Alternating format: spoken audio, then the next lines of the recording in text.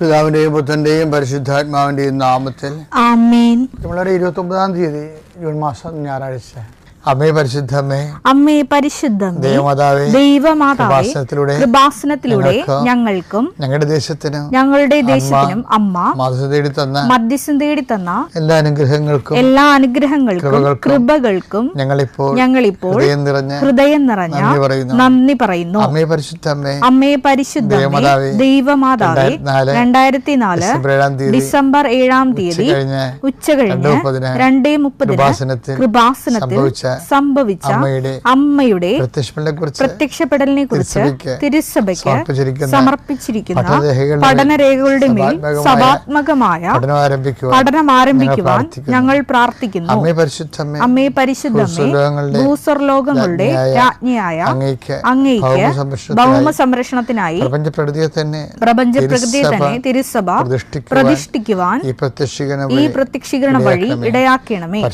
പരിശുദ്ധമ്മേ, ജപമാല മാതാവേ, സകല കൃപാസനം പ്രാർത്ഥനകളോടും ചേർത്ത് ഞങ്ങളിപ്പോൾ പ്രാർത്ഥിക്കുന്ന ഈ കുടുംബത്തിന്റെ പ്രത്യേക നിയോഗം പറ മക്കളെ.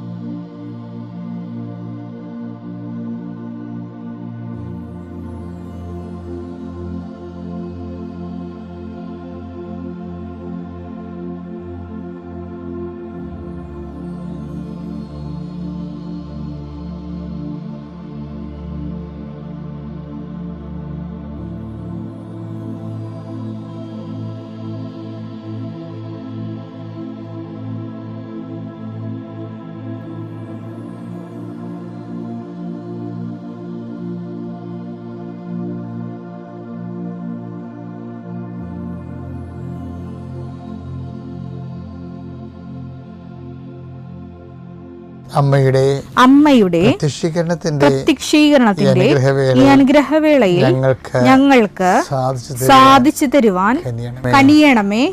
ആമേൻ. വിശ്വാസ പ്രമാണം.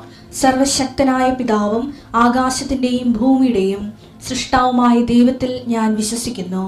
അവിടുത്തെ ഏകപുത്രനും ഞങ്ങളുടെ കർത്താവുമായ ഈശോമിശിഹായിലും ഞാൻ വിശ്വസിക്കുന്നു. ഈ പുത്രൻ പരിശുദ്ധാത്മാവിനാൽ ഗർഭസ്ഥനായി കന്യകാമറിയത്തിൽ നിന്ന് പിറന്ന് പൊന്തിയോസ് പീലാത്തോസിന്റെ കാലത്ത് പീഡകൾ സഹിച്ച് കുരിശിൽ തറയ്ക്കപ്പെട്ട് മരിച്ച് അടക്കപ്പെട്ട് പാതാളങ്ങളിൽ ഇറങ്ങി മരിച്ചവരുടെ ഇടയിൽ നിന്ന് 3-ാം നാൾ ഉയർത്ത് സ്വർഗത്തിലേക്ക് എഴുന്നള്ളി സർവശക്തിയുള്ള പിതാവായ ദൈവത്തിന്റെ വലതുഭാഗത്തിരിക്കുന്നു. അവിടെ നിന്ന് ജീവിക്കുന്നവരെയും മരിച്ചവരെയും വിധിക്കുവാൻ വരുമെന്നും ഞാൻ വിശ്വസിക്കുന്നു. പരിശുദ്ധാത്മാവിലും ഞാൻ വിശ്വസിക്കുന്നു.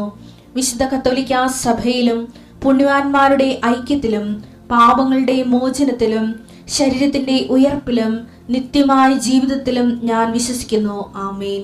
സ്വർഗ്ഗസ്ഥനായ ഞങ്ങളുടെ പിതാവേ, അങ്ങയുടെ നാമം പൂജിതമാകണമേ. അങ്ങയുടെ രാജ്യം വരണമേ. അങ്ങയുടെ തിരുമനസ് സ്വർഗത്തിലെ പോലെ ഭൂമിയിലും ആകണമേ. അന്നു വേണ്ടുന്ന ആഹാരം ഇന്ന് ഞങ്ങൾക്ക് തരണമേ.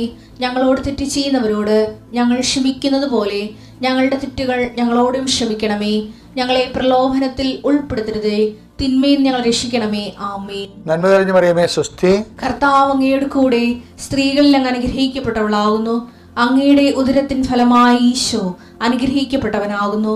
പരിശുദ്ധ മറിയമേ, തമ്പുരാന്റെ അമ്മേ, പാപികളായ ഞങ്ങൾക്ക് വേണ്ടി ഇപ്പോഴും ഞങ്ങളുടെ മരണസമയത്തും തമ്പുരാനോട് അപേക്ഷിക്കണമേ. ആമേൻ.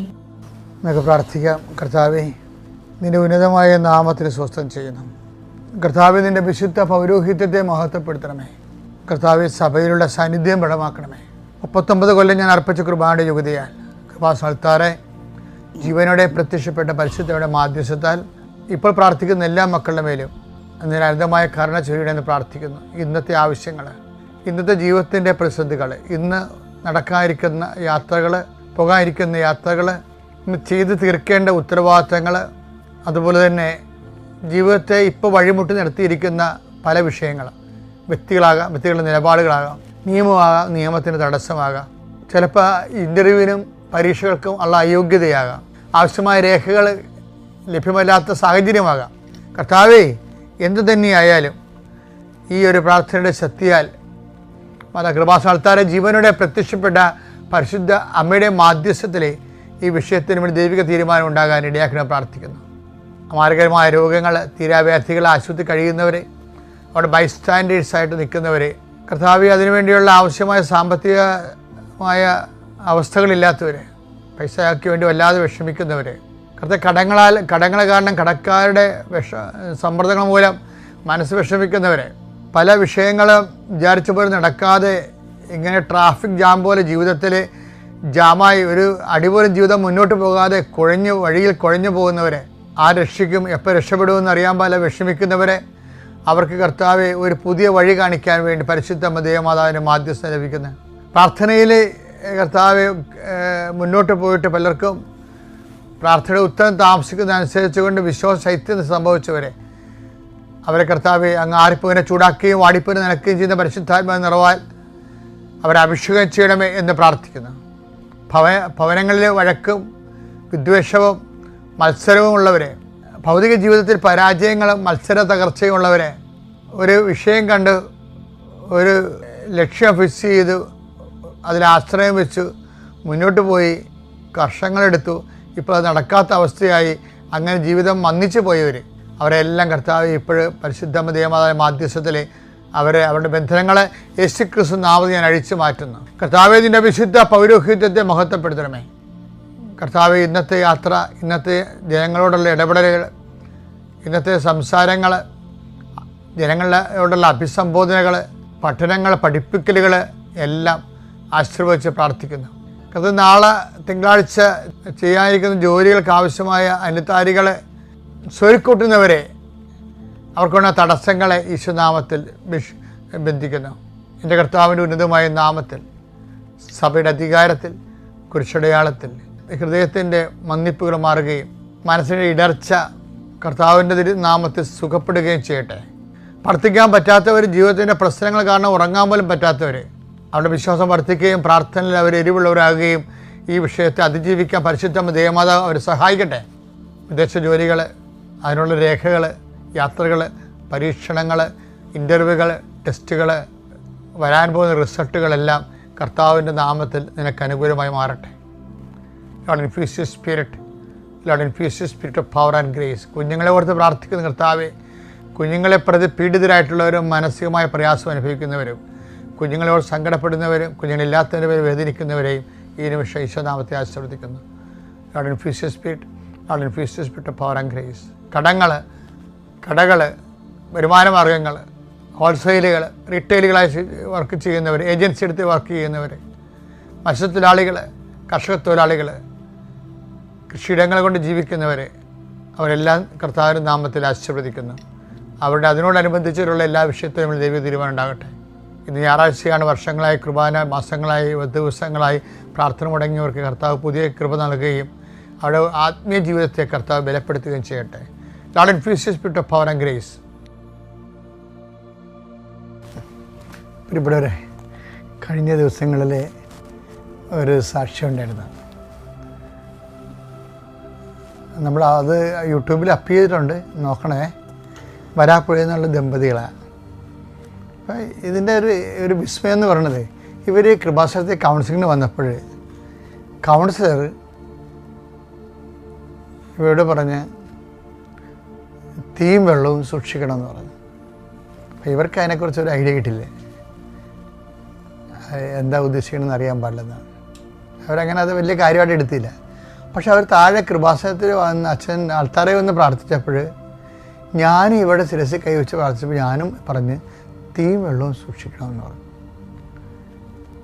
പിറ്റേ ദിവസം ഈ മനുഷ്യൻ തീ പിടിച്ച്.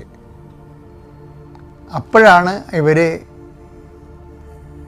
രണ്ടും ഇത് മുകളിൽ കൗൺസിലിങ്ങിന് 2ാം നിലയിലല്ലേ, അപ്പോൾ താഴെ അച്ഛൻ ആൾത്താറ് നിൽക്കുന്നത്, തമ്മിൽ കണക്ഷനൊന്നുമില്ലല്ലോ.